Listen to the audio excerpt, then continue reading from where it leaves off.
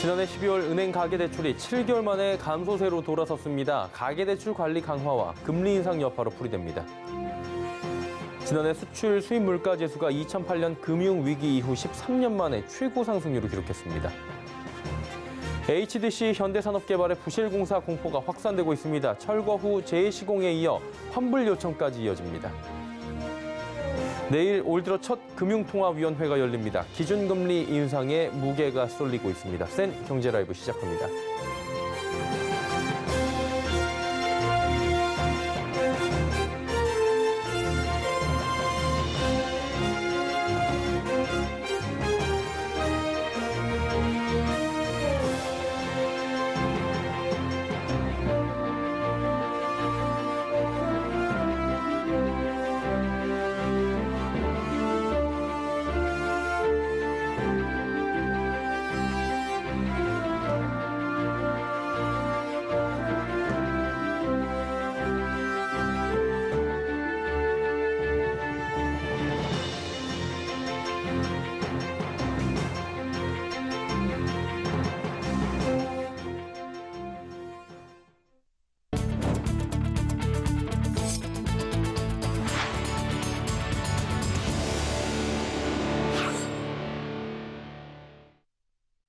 시청자 여러분 안녕하십니까? 센 경제라이브 서정덕입니다. 금리 상승과 각종 대출 규제의 영향으로 지난해 말 은행권 가계대출 감소세로 돌아섰습니다. 한국은행에 따르면 작년 12월 말 기준 은행의 가계대출 잔액은 1,060조 7천억 원으로 전달 대비 2천억 원이 줄어들었습니다. 월 단위에서 가계대출이 감소한 것은 같은 해 5월 이후 7개월 만이고 12월 기준으로는 2004년 통계가 시작된 뒤 처음입니다.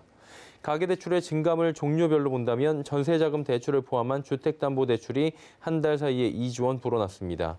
이는 3년 10개월 내 최소 증가폭입니다. 신용대출을 포함한 기타 대출의 경우 한 달 새 2조 2천억 원이 줄어들었습니다. 지난해 수출 수입물가 지수가 15% 올라 13년 만에 최고 상승률을 기록했습니다.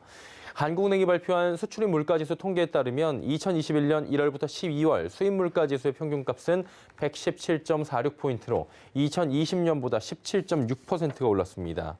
수출 물가지수도 평균값도 94.74포인트에서 108.29포인트로 14.3% 상승했습니다. 한국은행 관계자는 코로나19로 수출입 물가 등락률이 모두 마이너스였고 2021년 들어 국제 유가와 원자재 가격 급등 등 복합적으로 작용한 결과라고 설명했습니다. 붕괴 사고가 발생한 광주 서구의 화정동 현대 아이파크 입주 예정자들이 안전에 불안을 떠는 모습입니다. 철거 후에 재시공 요구와 일부는 환불 요청까지 하고 있다고 하는데요. 서청석 기자가 전해드립니다. 화정 아이파크 입주 예정자의 임원들은 어제 긴급회의를 소집하고 붕괴 사고에 대한 대책을 논의했습니다. 대책 논의 끝에 나온 결론은 사고가 발생한 201동뿐만 아니라 1, 2단지 전체 동에 대한 철거 후 재시공을 요구하는 공문을 시공사와 시행사에 보낸다는 결정을 내렸습니다. 입주 예정자들이 모여있는 오픈 채팅방과 커뮤니티 등에서도 사고 발생 동뿐만 아니라 1, 2단지 전면 철거 후 재시공을 해야 한다는 의견이 나오고 있습니다. 오픈 채팅방에서 한 입주 예정자는 영끌에서 샀는데 안전 문제가 해결되지 않으면 입주하지 못하겠다고 말했고, 또 다른 입주 예정자는 그냥 환불해주고 청약 통장을 살려내라 하는 등 격분한 반응을 보이기도 했습니다. 안전 문제가 대두되며 현대산업개발이 광주시에서 짓고 있는 다른 단지에도 불똥이 튀었습니다. 광주시는 붕괴 사고로 현대산업개발이 공사 중인 현장에 대해 공사 중지 명령을 내렸습니다. 이로 인해 사고가 발생한 화정 아이파크를 비롯해 5개 사업장에서 7,951가구의 공사가 멈춰섰습니다. 곳곳에서 입주 지연이 불가피해짐에 따라 현대산업개발이 지급해야 할 보상금 규모도 눈덩이처럼 불어날 전망입니다. 화정 아이파크 2단지 입주가 1년 지연될 경우 보상금만 200억 원이 넘을 것으로 추산됩니다. 특히 지난해 학동 철거 건물 붕괴 참사로 안전관리 능력 부실 여부가 도마에 올랐는데 연이은 사고에 아이파크 브랜드 가치 하락은 불가피할 전망입니다. 서울경제TV 서청석입니다.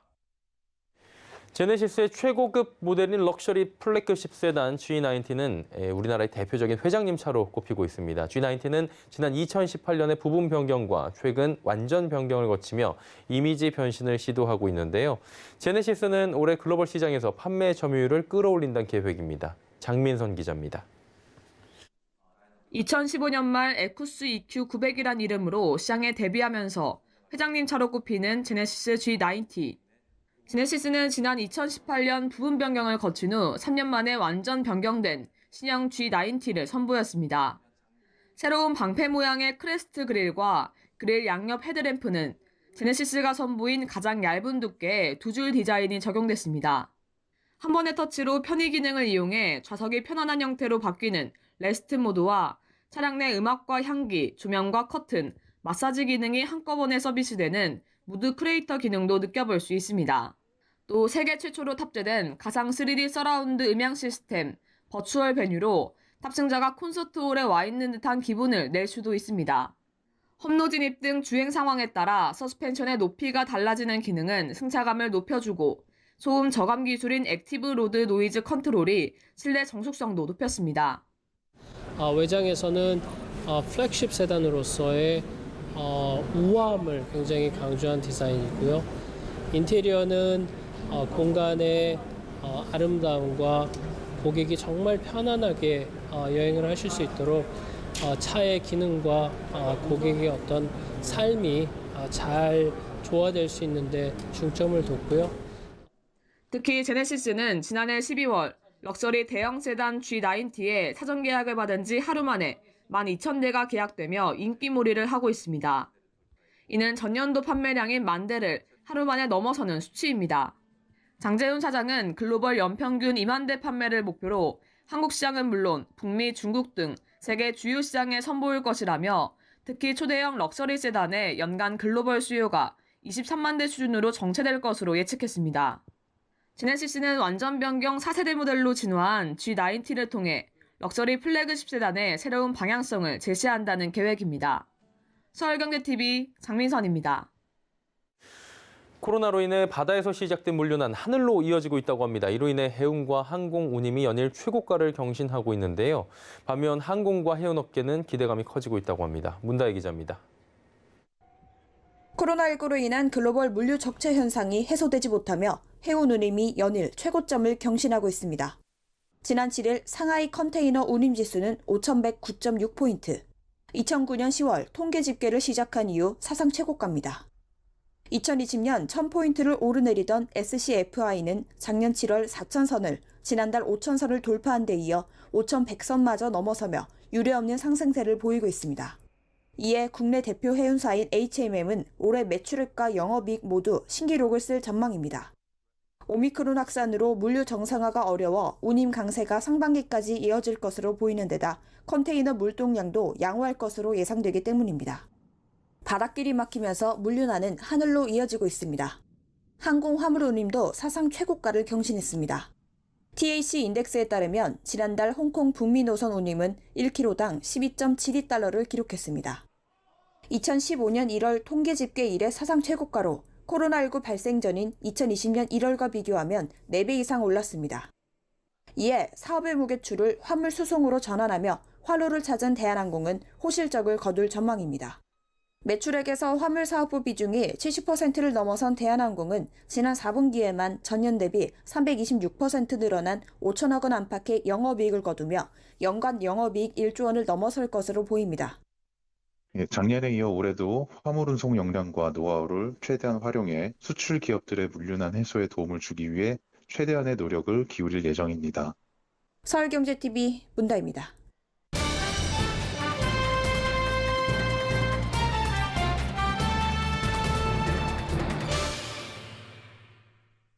내일입니다. 올해 첫 번째 통화정책 방향 결정 회의가 열립니다. 금통위가 열리는 건데요. 금리 인상을 할지 안 할지 이 부분이 가장 큰 관심사가 될 수밖에 없는 상황입니다. 당초에는 금융 불균형 해소 등으로 이달 금리 인상이 확실시됐는데 금리 동결을 예상하는 분위기도 있어서 섣부르게 전망하기 좀 어려운 상황이라고 하는데 자세한 상황을 좀 짚어보도록 하겠습니다. 금융부의 윤다혜 기자 연결돼 있습니다. 윤 기자 나와 있습니까? 네, 안녕하세요. 예, 금통위를 앞두고 있고요. 통화정책 결정 방향이 어느 정도 예상이 됐던 것 같은데 이번에는 조금 지금 어려운 것 같다라는 얘기도 나와요. 전해주시죠. 네, 금리 인상을 이달이나 다음 달로 전망하는 의견들이 엇갈리고 있습니다. 대부분 증권사 경제 전문가들은 기준금리를 0.25%포인트 추가 인상할 것으로 점치고 있는데요. 그 근거로 물가 상승이 지속되고 있고 가계부채와 집값 상승으로 누적된 금융 불균형이 상당하다는 점입니다. 3월에는 대통령 선거와 이주열 한은 총재 임기 종료 등의 변수가 있어 다음 달에는 금리 인상을 단행하기 부담스럽다는 의견도 지배적입니다. 반면 채권 전문가들 사이에서는 동결 전망이 다소 우세한 것으로 나타났습니다. 금융투자협회에 따르면 지난달 31일부터 이달 5일까지 채권 보유 관련 종사자 200명을 대상으로 설문조사한 결과 응답자 100명 중 57명이 이달 금통위에서 기준금리 동결을 예상했습니다. 한은은 지난해 8월과 11월 두 차례에 걸쳐 0.5%였던 기준금리를 0.25%포인트씩 인상해 1%까지 끌어올렸습니다. 지난달 통화정책 회의가 없던 것을 보면 2달 연속 금리 인상에 나서는 셈인데요. 2달 연속으로 기준금리를 올린 적은 2017년이 마지막입니다. 따라서 동결을 예상한 이들은 이달보단 다음 달을 금리 인상 시기로 보고 있는 겁니다. 이주열 한국은행 총재 같은 경우에는 연말에도 계속해서 금리 인상을 할 것이다, 할 수밖에 없다라는 시그널을 줬던 것으로 기억하는데 지금 상황이 어떻습니까? 네, 이 총재가 그간 수차례 금리 인상을 시사한 바 있어 내일 금리 인상을 전망하는 전문가들은 이를 주목하고 있는데요. 이 총재는 지난달 31일 내놓은 신년사에서 경제 상황의 개선에 맞춰 통화정책의 완화 정도를 적절히 조정해 나갈 것이라며 금리 인상을 시사한 바 있습니다. 이달 4일 열린 범금융 신년회에서는 금융 완화 조치의 정상화 과정에서 과도한 차입금과 업황 부진에 직면한 일부 가계 자영업자를 중심으로 신용 위험이 확대될 수 있다고 말했습니다. 여기서 금융 완화 조치는 금리 인상을 시사한 겁니다. 이달이든 다음 달 인상이든 이주열 총재 퇴임 전까지 한 차례 금리 인상은 기정사실화되고 있습니다. 올해 3차례 정도 금리 인상이 이어질 것이라는 전망 가운데 4월 취임하는 차기 총재가 올해 두 번째 금리 인상을 주도할 것이라는 예측도 나오고 있습니다. 예, 최근에 단순하게 생각하면 대출 금리가 오르면서 서민들의 어려움이 커지고 있는 부분도 있어요. 그럼에도 불구하고 한국은행이 금리 인상에 서두르는 이유가 있을 것 같은데 어떤 부분입니까? 네, 한은이 연초부터 기준금리 인상을 서두르는 것으로 보는 첫 번째 요인은 물가 상승입니다.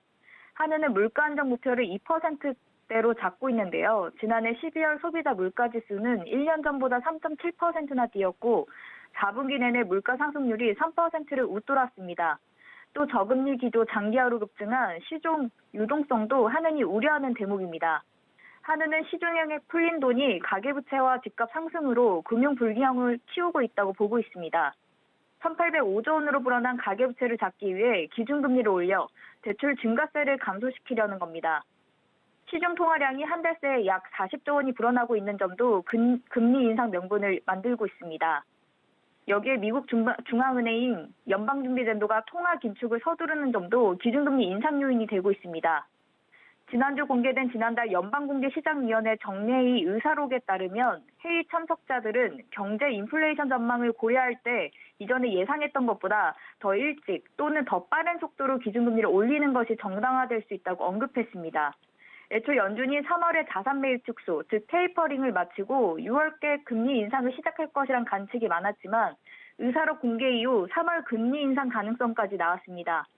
따라서 현재 두 나라 기준금리의 격차인 0.75%에서 1%포인트를 유지하기 위해 한은이 선제적으로 기준금리를 더 올려둘 필요가 있다는 분석이 나옵니다. 결론적으로 보자면 이달이 됐건 다음 달이 됐건 간에 기준금리 인상은 피할 수가 없을 것 같다라고 지금 얘기가 될 것 같은데 기준금리가 이렇게 계속해서 오르게 되면 이른바 영끌적인 부담이 커질 것으로 보이는데 어떻습니까? 네, 기준금리 인상이 현실화되면 대출금리도 영향을 받으며 차주들의 부담이 커지게 됩니다. 이미 올 들어 열흘 만에 주요 은행의 고정형 주택담보대출금리가 0.6%포인트 급등해 최고 연 5.58%까지 치솟았습니다. 금리 인상 가능성 등으로 시장금리가 큰 폭으로 상승하고 일부 은행이 가계대출 총량을 관리하기 위해 가상금리를 대폭 인상한 탓인데요. 여기에 내일 기준금리 추가로 올리게 되면 변동금리형 주담대는 물론 신용대출과 전세자금 대출 금리도 줄줄이 오르게 됩니다. 5대 은행의 11일 기준 주담대 고정금리는 연 3.82에서 5.58% 수준입니다. 지난달 31일에 비해 하단이 0.22%포인트, 상단은 0.6%포인트 올라 단숨에 최고 5%대 중반으로 뛰었습니다. 업계에서는 주담대 금리가 연 5%를 넘어 6%대까지 진입할 것으로 보고 있으며 신용대출금리는 5%에 달할 것으로 보고 있습니다. 대출금리가 오르면 가계의 이자 부담은 눈덩이처럼 불어나게 되는데요. 대출을 많이 보유한 소상공인이나 이미 빚을 최대한 끌어쓴 이른바 영끌족의 이자 부담이 커질 수밖에 없습니다. 한은추선에 따르면 기준금리가 0.5%포인트 더 오르면 가계 연간 이자 부담은 재작년 말 대비 5조 8천억 원이 늘어나게 됩니다. 업계에선 올해 한은이 기준금리를 1.5%에서 1.75%까지 올릴 것으로 전망하고 있어 만약 대출금리가 0.75%포인트까지 오를 경우 변동금리 대출자들은 10조 원 가까이 이자를 더 내게 됩니다. 네, 내일 금통위 한번 지켜봐야 될 것 같습니다. 윤다희 기자였습니다. 고맙습니다. 네, 감사합니다.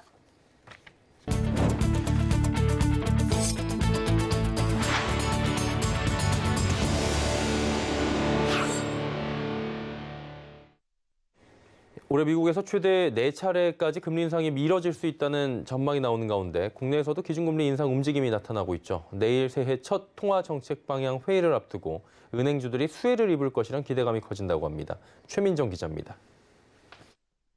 지난 11일 제롬 파월 연준 의장은 인플레이션 억제를 위해 기준금리 인상을 주저하지 않겠다는 입장을 보였습니다. 시장 전문가들은 높아진 물가를 잡기 위해서라도 내일 금통위에서 금리 인상을 단행할 거라 전망하고 있습니다. 이처럼 금리가 상승하는 시기엔 순이자 마진이 증가하기 때문에 은행의 수익이 전반적으로 개선될 수 있고 변동금리 대출이 높은 은행들이 수혜를 봅니다. 이에 투자자들은 은행의 실적이 개선될 거란 기대감에 은행주들을 매수하는 움직임을 보이고 있습니다. 전날 기준 새해 첫 거래일과 대비해 KB금융은 12.55%, 우리금융지주는 17.32% 상승했고 이외 신한지주, 하나금융지주 등도 상승세를 보였습니다. 정부의 기준금리 인상이 1분기뿐만 아니라 하반기에도 예상이 되고 있기 때문에 따라서 좋게 보고 있습니다. KB금융은 카카오뱅크에 뺏겼던 시총 1위 금융 대장주 자리를 6개월여 만에 되찾기도 했습니다. 최근 카카오뱅크는 카카오페이 경영진의 스톡옵션 대량 매도 이슈로 지지부진한 흐름을 이어가는 반면 KB금융은 기준금리 수혜주로 떠올랐기 때문입니다. 서울경제TV 최민정입니다. 올해 인천 아파트 입주 물량이 최근 5년 사이 최대치를 기록할 것으로 보입니다. 인천시에 따르면 올해 인천의 아파트 입주 예정 가구가 4만 1,944호로 지난해 2만 88호에 2배 이상이 될 것으로 분석했습니다. 2017년부터 지난해까지 입주 물량이 1, 2만 호를 기록한 가운데 올해 입주 물량은 최근 5년간 아파트 입주 물량 가운데 가장 많은 것으로 나타납니다. 코로나19로 집에 있는 시간이 늘어나며 층간소음 문제가 더욱 두드러지고 있는 상황입니다. 이웃 간의 다툼과 폭행, 또 심지어 극단적 사건까지 발생해 사회적 문제가 되고 있는데요. 건설사들이 층간소음 문제 해결을 위한 솔루션을 선보이고 있어 눈길을 끕니다. 이지영 기자입니다. DLENC가 입주민들 간 층간소음 분쟁을 예방하기 위한 층간소음 알림이를 선보입니다. 바닥에 충격이 감지되면 그 충격 진동을 센서가 감지해 아래층에서 발생하는 소음을 예측합니다. 이어 예측한 소음이 환경부 공동주택 층간소음 기준인 40dB를 넘어설 경우 월패드나 모바일을 통해 알림을 울리는 식입니다. 특히 외부나 아랫집에서 발생하는 소음은 제외하고 정확히 내 집 바닥 진동만을 센서가 측정하도록 해서 아랫집에 들리는 소음을 객관적으로 판단할 수 있게 도와줍니다. 아무래도 이제 본인 집에서 나는 층간 소음을 인지하지 못하는 경우가 많은데 그런 것들에 대해서 바로바로 이제 경고가 오게 되니까 경각심도 있고 스스로 자제를 하게 되니까. 최근 알림이 외에도 층간소음 갈등을 해결하기 위한 건설사들의 노력이 이어지고 있습니다. 코로나19로 집에 머무는 시간과 함께 입주민 간 분쟁도 늘자 집을 짓는 건설사들이 이를 해결하기 위해 나선 겁니다. DLENC는 입주민 스스로 조심할 수 있는 알림이 외에도 층간소음을 저감해주는 디사일런트 바닥 구조를 개발했습니다. 현대건설은 고성능 완충제를 특허 등록하고 이를 활용한 H 사일런트 홈 시스템을 개발했고 포스코건설도 충격을 완화시키는 하이브리드형 바닥 시스템을 개발했습니다. 삼성물산의 경우 국내 최대 규모인 층간소음 전문 연구시설 레미안 고요한 랩을 설립했습니다. 삼성물산은 이곳에 총 100억 원을 투자해 기술 개발은 물론 성능 검증을 위한 실증주택 10가구, 측정실, 체험실 등을 구축할 계획입니다. 서울경제TV 이지영입니다. 소기업 종사자들의 목소리를 대변해주는 전국 소기업 총연합회가 출범했습니다. 소기업이 대한민국 서민 경제의 버팀목 역할을 수행하고 있는 만큼 앞으로 적극적 지원과 이 정책이 만들어지길 바라는 모습인데요. 김수빈 기자가 현장에 다녀왔습니다. 대한민국 영세 소기업 종사자 수 약 430만 명, 매출 규모는 약 570조 원으로 대한민국 전체 매출의 10%가량을 차지합니다.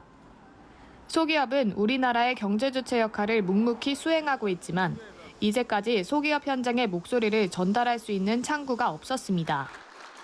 이 같은 상황에서 어제 전국 소기업인들의 염원을 담은 전국 소기업 총연합회가 출범했습니다. 소기업 단체하고 소기업 현장에 있는 사업자들이 모여서 정부와 국회에게 저희가 어려운 상황을 전달하기 위해서 오늘 행사를 이번 행사에선 여야 의원과 소기업인들이 참석해 소기업이 직면한 현안들을 나누고 출범식을 축하하는 시간을 마련했습니다. 특히 참석자들은 코로나19 팬데믹 상황으로 큰 어려움을 겪었지만 정책과 지원의 사각지대에 놓인 현 소기업 상황에 대해 공감했습니다. 아울러 미용 여행업을 비롯한 다양한 업종 종사자들은 문신사법제와 손실보상금 지원 등 생계유지를 위한 업종별 정책 변화의 필요성을 강조했습니다. 전국 소기업 총연합회는 이번 출범을 계기로 소기업에 대한 정부의 적극적인 지원을 통해 사업하기 좋은 대한민국을 만들어주길 당부했습니다. 소기업 상품 팔아주기 운동, 그다음에 소기업 경제인 포럼, 또 소기업이 해외 진출하는 데 도움이 되는 그런 사업을 추진하려 합니다. 업계에선 이번 연합회 출범이 전국 소기업인들의 목소리를 대변하는 경제단체로 자리 잡을 것으로 기대하고 있습니다. 서울경제TV 김수빈입니다. 올해 설부터 청탁금지법상 선물할 수 있는 농축수산물 금액이 20만 원으로 오르며 20만 원대 선물 세트가 인기를 끌고 있습니다. 롯데마트는 설 선물 세트 사전 예약 판매 기간 매출을 분석한 결과 20만 원대 상품 매출이 49.7% 늘었다고 밝혔습니다. 업계에선 코로나19로 고향을 찾지 못하는 대신 선물로 마음을 전하려는 사람이 많아지며 프리미엄 제품을 찾는 고객이 늘어난 것으로 분석했습니다. 롯데마트는 이 같은 추세를 고려해 프리미엄 선물 세트 품목을 작년보다 20%가량 늘릴 계획입니다. 롯데온도 오는 26일까지 프리미엄 상품을 앞세운 설 선물 세트 행사를 진행합니다.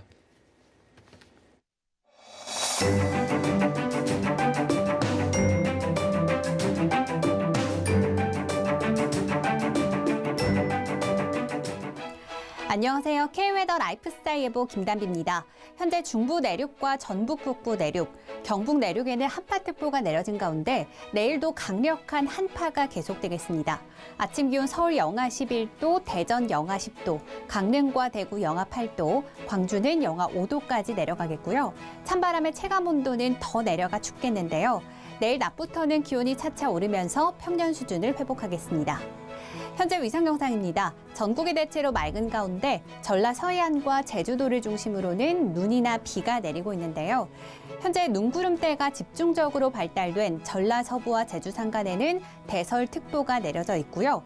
전라 서해안과 제주 산간을 중심으로 내일 새벽까지 1에서 5cm의 눈이 더 내려 쌓이겠습니다. 한편 현재 강원 영동과 경상권 동부를 중심으로는 건조특보가 발효 중이고요. 전국 해안과 제주도, 강원 산지에는 강풍특보가 내려진 가운데 내일 새벽까지 바람이 매우 강하게 불겠습니다. 이들 지역에서는 화재 예방과 시설물 관리에 각별히 주의하시기 바랍니다. 다음은 자세한 지역별 날씨입니다. 중부지방의 아침 기온 서울 영하 11도, 춘천 영하 16도까지 내려가며 매서운 한파가 계속되겠고요. 낮 기온은 서울 1도, 대전 3도가 예상됩니다. 동해안의 아침 기온 속초 영하 9도, 울진 영하 8도가 되겠습니다. 낮 기온은 속초 4도, 울진 5도가 예상됩니다. 남부지방의 아침 기온 전주 영하 8도, 부산은 영하 5도로 역시 춥겠고요. 한낮에는 전주 3도, 부산 7도로 평년 수준을 회복하겠습니다. 서해상에는 눈 또는 비가 내리다가 그치겠고요.